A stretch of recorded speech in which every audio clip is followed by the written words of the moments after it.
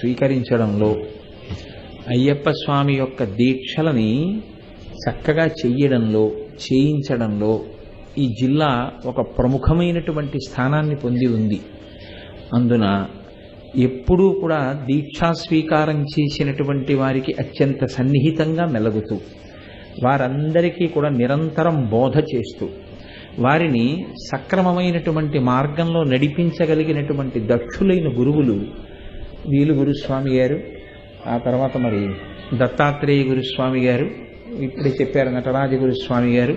వీళ్ళందరూ కూడా అనేక మంది ఈ దీక్షితులందరినీ కూడా ఈ అయ్యప్ప స్వామి యొక్క పథంలో ఉన్న వాళ్ళని నడిపిస్తూ వస్తున్నారు. అటువంటి వారి ముందు యథార్థానికి నేను అయ్యప్ప స్వామి యొక్క దీక్ష గురించి మాట్లాడడం మహాసాహసమే అవుతుంది. ఎందుకంటే వారికి తెలిసున్న దానికన్నా, వారు చెప్పిన దానికన్నా చెప్పడానికి నా దగ్గర ఏముంటుంది కనుక. అయినా వారు ఒక పెద్దరికం ఇచ్చారు.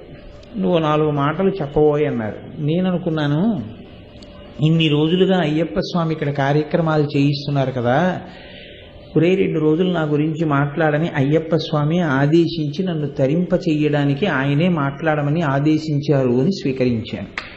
కాబట్టి ఎవరు మాట్లాడమన్నారో వారు మాట్లాడిస్తారు. నాది ఏమి ప్రమేయం, నేను ఈ మైక్ ఎలా కూర్చుందో అలా నేను కూర్చునేవాడనంతే. కాబట్టి నేనేది పలికినా అది ధర్మశాస్త్ర పలికినట్టే తప్ప నేనంటూ ప్రత్యేకంగా పలకడానికి నాకు ఒక అస్తిత్వం, ఈశ్వరుడి గురించి చెప్పగలిగినంత గొప్పతనం ఉన్నవాడను నేనేం కాను. సరే, అయ్యప్ప స్వామి యొక్క వైభవము, ఆ దీక్ష, శిష్య పరంపర, ఆ దీక్షా విధానము, వీటి గురించి 4 మాటలు చెప్పు అన్నారు.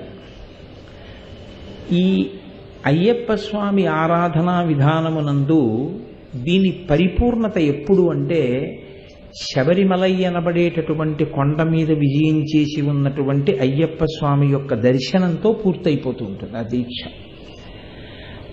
ఆయన దర్శనం కోసమని స్వీకరిస్తారు ఈ దీక్షని. ఎందుకంటే ఈ దీక్షకి పరిసమాప్తి ఎప్పుడు అంటే ఆయన దర్శనంతో. అప్పుడు ఆయన దర్శనానికి వెళ్ళడానికి ఈ కార్యక్రమం అంతా చేయవలసి ఉంటుంది. కొన్ని నియమములను ఆచరించవలసి ఉంటుంది. దానిని దీక్ష అంటారు. అసలు దీక్ష అన్న మాటకి యథార్థమైన అర్థమేమి అంటే, దాన్ని చెప్పగలిగిన వాడు లోకంలో ఒక్క అమరసింహుడే. ఎందుకంటే ఆయన జన్మతః జైనుడు. ఆయనకి సనాతన ధర్మం అంటే కోపం. సనాతన ధర్మానికి వ్యతిరేకంగా పుస్తకాలు రాయాలని ఆయన కోరిక. నేను మీకు ఒక మాట చెప్తే మీరు ఆశ్చర్యపోతారు. శంకర భగవత్పాదులు ఎంత సాహిత్యాన్ని రచన చేశారో, సనాతన ధర్మానికి వ్యతిరేకంగా అమరసింహుడు అంత సాహిత్యాన్ని రచన చేశారు.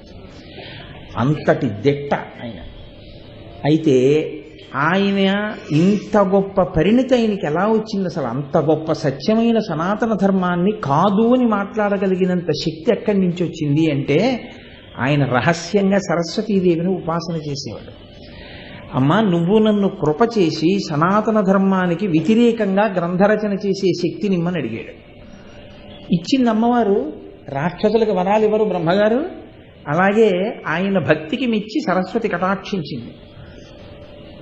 ఇప్పుడు ఆయన సరస్వతీ కటాక్షంతో ఏం చేశాడంటే, సనాతన ధర్మం యొక్క మూలాలని ప్రశ్న చేస్తూ అనేక గ్రంథములను వెలిగించాడు. 1, 2 కాదు. ఈలోగా శంకరాచార్యుల వారి అవతారం వచ్చింది. శంకర భగవత్పాదులు అవైదిక వాదనలన్నింటినీ ఖండన చేస్తూ ఆయన భారతదేశం అంతా తిరుగుతున్నారు. అమరసింహుడికి భయం వేసింది. శంకరాచార్యుల వారు వదిలిపెడతారా? అందులో ఇంత రచన చేసిన వాడిని వచ్చి తీరుతారు వాదనకి. శంకర భగవత్పాదులతో వాదించగలనా? అతనికి అధైర్యం వచ్చింది. అతను సరస్వతీదేవిని విశేషమైన ఆరాధన చేశాడు. అమ్మవారు కనపడింది.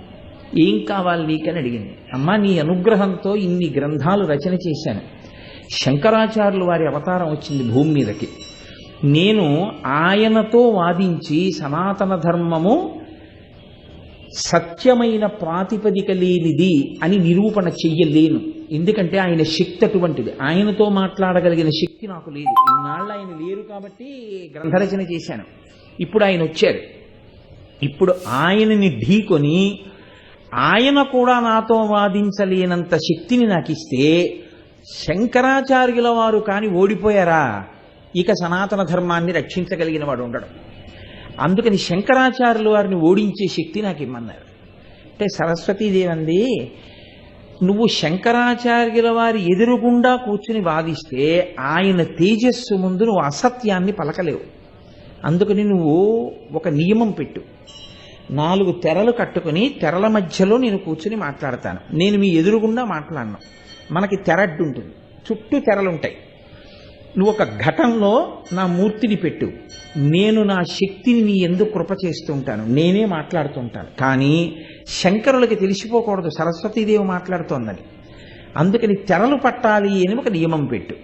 అంటే శంకరాచార్యుల వారితో ఈ మాట అంటే ఆయన అన్నారు, దానికే ఉంది, తెరలు కట్టు కూర్చుంటే కూర్చో, ఒకవేళ నన్ను చూసి మాట్లాడడం భయం అయితే అన్నారు.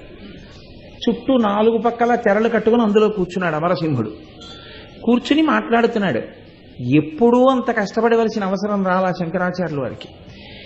ఎంత వాదించినా సనాతన ధర్మం గురించి అతను ఇంకొక మెట్టు మీ పైన నిలబడుతున్నాడు.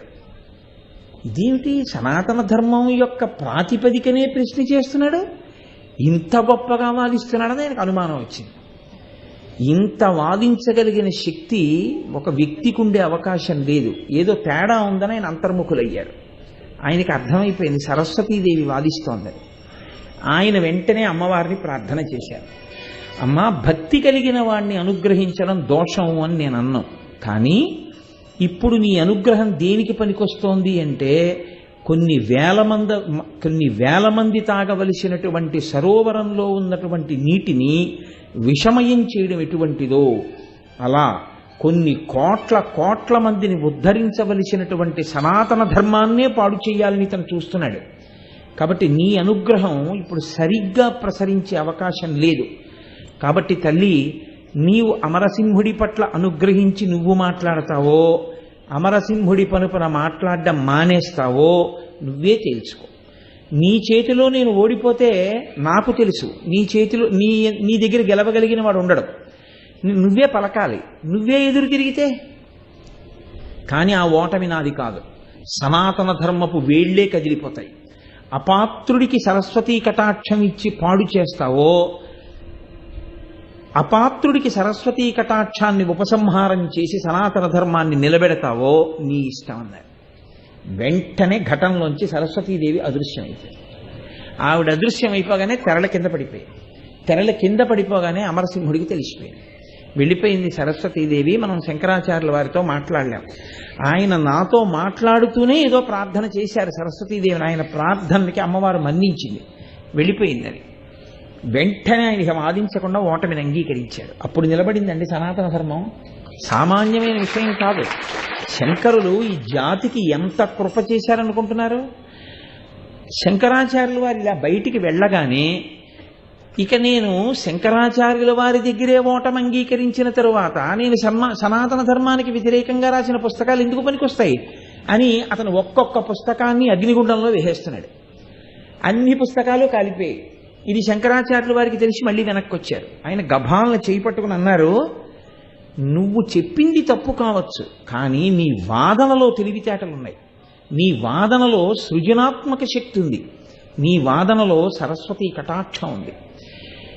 రేపు జనులకు అమరసింహుడు ఇంత గొప్పగా వాదించాడని తెలియాలి కదా, అది మంచో చెడో మొత్తానికి ఇంత బాగా వాదించాడని. ఎందుకు అటువంటి పని చేశావు, ఇది శంకరుల కారుణ్యం అంటే, ఎందుకు కాల్చేశావు అని ఆఖరి పుస్తకాన్ని అగ్నిహోత్రంలో వేస్తుంటే అమరసింహుడి చేయి పట్టుకున్నారు.